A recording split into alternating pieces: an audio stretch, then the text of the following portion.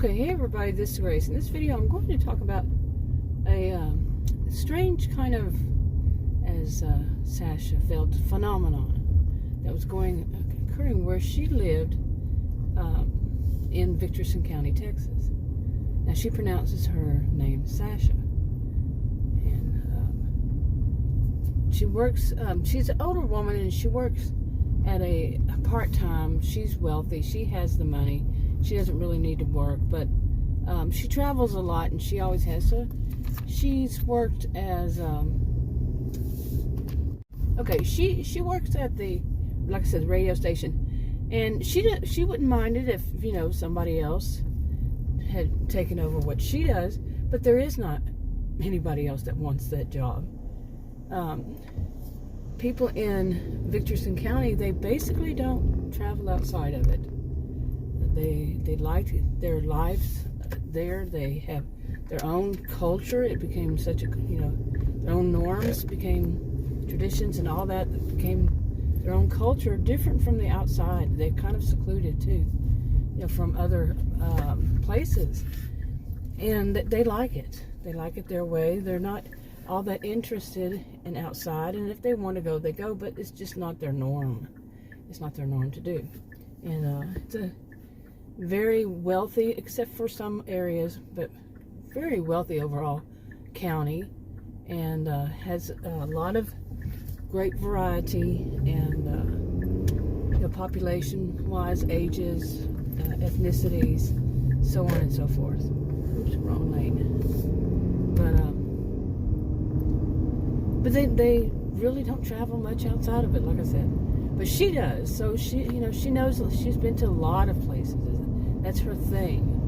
And so she does reporting for. She was, I actually went to university, and she does reporting every blue moon for the radio station. And that's how they like it. That's how she likes it. Okay, but then in 2020. The county it's basically run by the elders. They do everything legally, although they will push it to limits, but they still do everything legally. And they decided that they were basically going to shut the town down in early 2020 because there were a lot of reasons, and not just one that I'm leaving out the word for, but they had several reasons. And one of them is some kind of, they're not sure what it is because they get cryptic messages, and it seems like somehow whomever it is, they can't figure out who it is threatening some of the members of the elders and others. So, and it's just very strange all around. So anyway, basically they were asked, all the residents, permanent residents, to come back if they would, if they want to. They're not forced to, but many of them did, because those who lived in the big city, closest big city was 2 hours away from the northernmost part of the county, and if you lived in the south, it was a long distance. But some of them moved there. Some of them lived there for winter, or whichever. They switch back and forth different seasons and such. It just was kind of their norm to do that. Very wealthy, like I said. But so many of them came back, and some were really pushed to come back, and they did. Okay, and Sasha was one. She didn't feel forced, but she knew what was going on. She had some information on what was going on. Why are you running out in front of people like that? Really? And she knew what was going on, and what they all basically knew, and that wasn't much about it. But now you're gonna do that? Sure you don't want to slow down? I've got to get past this. That was but anyway, okay, now what's this? Anyway, yeah, real life is happening. But so she lives alone, and she decided to say, do what she could within the county. Well, she actually got asked to do something. mix of she had noticed something, didn't know how to think about it. Okay, so she really didn't know how to think about this one particular situation happened to me. She's in her early to mid 60s, and she's been all around the world and everything, and she loved to travel and all that. So, but this one particular one, so basically what happened was she had been introduced to two of what some people say in the county are the main sociologists, not social workers, not psychologists, but sociologists. And she had been introduced to them because they also sometimes they do some work for the radio station too. Now they are also wealthy. They don't have to work, but they write stories, and there's a whole lot more to all that for the radio station. People during all this time, basically a lockdown. Like I said, they could leave. They needed something different, and that something different was the radio station. They started making these stories, doing these stories, and it was a bunch of psychologists, sociologists, social workers along these lines. They just wrote stories, ones who agreed to it, and they get paid. And like I said, they're wealthy. They don't really care so much about the money. And so Polly and Poppy are sisters, and they were doing this. So she was introduced to them, and she figured if she needed to really know what to think about this kind of thing, they would be of help. They would probably be able to help her. Okay, not sure if I've ever seen an Alaskan license plate here in Texas. Yeah, don't think I've ever seen. I've traveled a lot myself. I mean, and when I say that, I'm talking road trips. A lot, but nope, never seen that. Anyway, so she asked him. She finally, and it was very touchy to her to ask. I mean, very, well, not touchy, maybe a touchy subject to her. Or she didn't really know how to address it and what would be correct, what would be a good thing. But basically, she had noticed that where in the area where she lives, where she shops, where different things were going on, different kinds of businesses and such, in a particular area, that far too often she would see only one ethnic group. And that just wasn't how the county was. The Victorson County, no, they did not. There was nowhere did they have just any particular ethnic group running stores or working in this industry or that industry. They were very, diversified. That's how they liked it. That's how it always had been. It's their culture. They just were like this from the start whenever it was first settled. And that's how they like it. It's so much of their culture, they don't even think in terms like that. So she's part of, she's born and raised there, so she knows that. And, yeah. Okay, so what was going on was so unusual, you see, for only one ethnic group to be working and doing these different kinds of jobs. And she was just surprised, so she wanted to ask someone, as a reporter, someone who, journalist, reporter, she was of course curious. What's going on? How is this happening? Why is it happening? It's not part of their culture, so on and so forth. So she asked Poppy and Polly, and they said they had noticed some too, and they understood why she felt the way she felt, because so did they. They weren't sure how to address it at all. And, okay, this is not your place to park here. And I have to go around you. So, okay. And they honestly did not know how to address it themselves. I'm a sociologist. My master's is in sociology, taught at college and university. And I would not know how to address it myself either. A car behind me is trying to get around me. Really? Really? What the ever living? They were trying to miss those bumps, but they were also trying to get ahead of me. Can you believe that? God. Okay, So where was I? I got in this order to, that's where I'm going. Adam wanted an In-N-Out burger, and I was wanting a hot dog, but he doesn't want that much sodium. Okie dokie. And they are loaded with sodium. The only ones we know. Anyway, I don't know. Anyway, I think pretty much a lot of it out here is with sodium.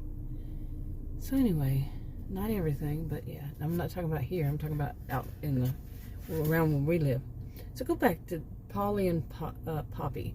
Poppy was the original one who was working for the radio station, but as it turned out, so was her sister, and was asked to do these stories, and so was her sister.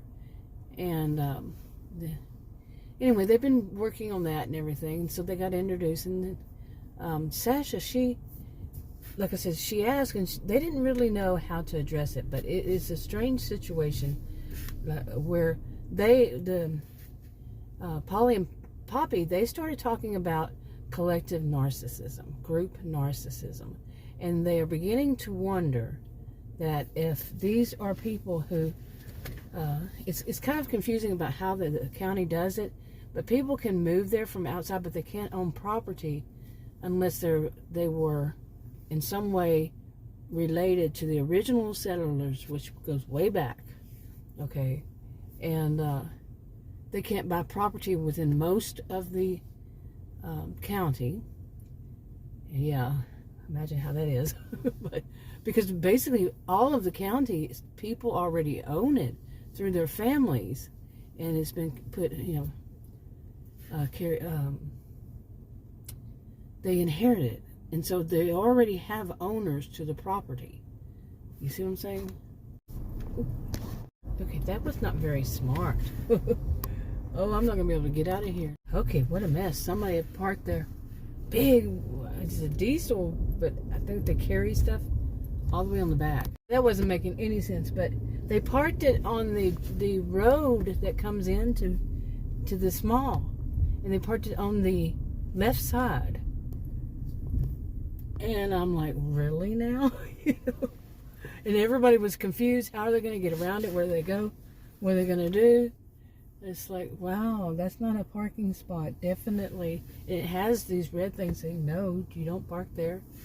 But they did it.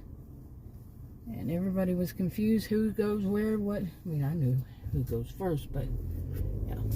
Anyway, to get back to this, to get back to Poppy, and all that. But basically, it was that they, like I was saying, they were worried that some people were allowed to move into that area. If, when things started opening up more, if they didn't have to be related, but it was just one town.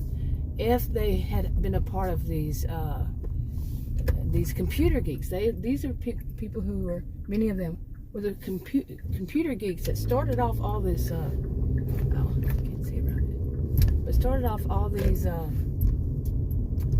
So much that it helped the county, and it was so wealthy. I cannot get all this stuff out right today, but it helped the county and everything. Like I said, the county was already very wealthy as it is, and yikes. And so they basically, if they were computer geeks who lived elsewhere and actually helped the county, I'm talking like overseas, and they helped the county in various ways. By the county had businesses that they could run in various places over decades, okay, and they were allowed, like the family members or whomever, if they were associated with them, they were allowed to move in that one town. They finally opened up this other area. I don't know who's honking at who. Well, it's the person over there. You tell them. But anyway. This is really busy. Okay, so many people started moving in from, it was mainly from, well, actually, it was from different countries, but mainly one. And these are people who were vetted, like I said, this is a very wealthy county, and they were like this. This was, like I said, part of their culture, good or bad, whatever. It was what it was, you know. It is what it is, kind of thing. But like I said, everything they do within the law, they were the opposite of any kind of being any. People were not prejudiced. Let me put it that way. They just weren't. They were very, you know, well aware that it was just part of their culture to be the way they were. You know, they didn't see it as anything odd, like some places, some people do. No, there was nothing odd, and there's no thing called tolerance to them. That I don't like the term either. I never did, because I'm not tolerating this. It makes me think like that. I'm just tolerating something. No, but they grew up where that wasn't a situation, because it was so open when it was originally settled. So anyway, but this part, you know, like I said, the reporter, she's an investigative reporter. She did all that, you know, all that she needed to do. She a PhD, all this, and did more than one subject too. And you know, Sasha, but some say Sasha, some say Sasha, but she's French. So anyway, so she was. They were all kind of a bit confused because of this one particular group that, like they said, Polly and Poppy, the sociologists, were saying that it seemed like a collective narcissism, a group or collective narcissism, where they felt that, I didn't say this part, they felt as though their group was the only group that knew what to do, you know, knew how to do things right. Now that is not how Victorson County thinks. There's no one group, no one ethnic group, no one group of an ethnic group, I should say. No one, like, clique of an ethnic group. But these are the ones that came there, and they had the money to do so. Okay? So, yeah, and Polly and Poppy and all them, they had seen some of it too. They're not happy, because this is not how they want their county. Their county's never been this way. And they didn't know what to say, what to do, who to talk to, who this. And they basically were all just developing their thoughts on it. Okay, you see, it's not something like, it is something new there. And they're starting to see it grow, because what they're starting to see is that every business, like I said, that they would go into, or businesses that they would go into for whatever reason, were being dominated by that one ethnic group, to the point where there may have been one other person from one other ethnic group working there at any time, like a grocery store, you know, or any kind of convenience store, grocery store, any kind of store or business that people generally had to go to. It becomes very frightening because of the way, not frightening, but very, as time went by, years, not decades really, but years went by, they started to notice that the people were getting they're more vocal about how they see themselves as the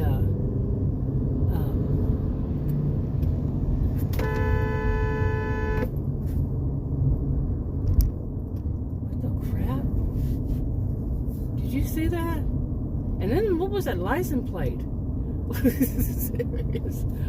If it was a police officer, wouldn't they have, you know, I had to speed up to try to move, you know, I was trying to speed up so they wouldn't go off. My goodness. Oh, but I was sped up so they would have room behind me.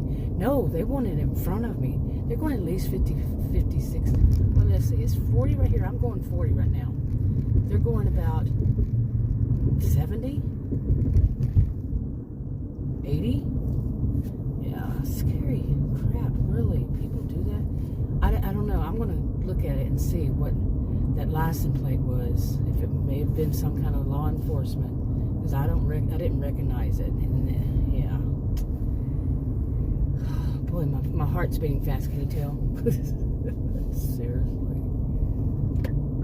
Anyway, where was I on this? Okay, actually, I think I'm gonna wrap this part off and finish another one. And I might, if this doesn't make sense, I might have to cut some of it out because of some crazy driving of somebody else. And I don't know if it was some kind of law enforcement that just wasn't using any lights. Yeah, but I mean, I got it all on the camera probably.